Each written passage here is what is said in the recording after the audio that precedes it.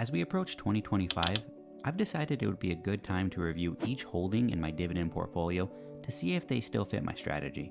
Now, this won't be a deep dive or a detailed stock analysis by any means, but rather a simple evaluation to reflect on how each stock has performed and what I plan to do next. Do I want to sell, hold, or buy more of that particular stock? So throughout December, I'll be dedicating a video to each holding in my portfolio.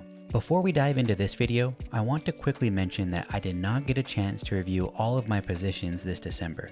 So to ensure each one gets its own proper attention, I'll still be continuing these reviews into January. So continue to stay tuned for more in-depth updates.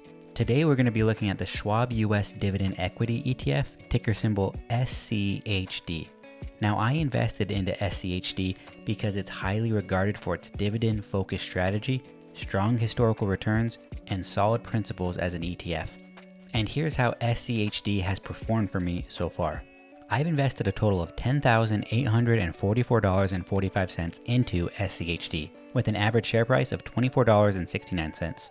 I currently hold 437.97636 shares, and as of recording, the total value of my position is $11,965.51. My overall gain is 27.56%, with $1,121.06 coming from market appreciation and $619.42 from dividends earned. The current dividend yield is 3.65%, and the 5-year dividend growth rate is an impressive 11.59%. Now, the dividends I've earned from SCHD have been reinvested into my ETF slice, which SCHD is a part of. SCHD has performed steadily since I added it to my portfolio. While it's technically the lowest performing slice in my ETF pie, it still has delivered a solid gain over the last 2 years. The dividends have been consistent, with notable year-over-year increases recently, which is exactly what I look for in a dividend-focused ETF.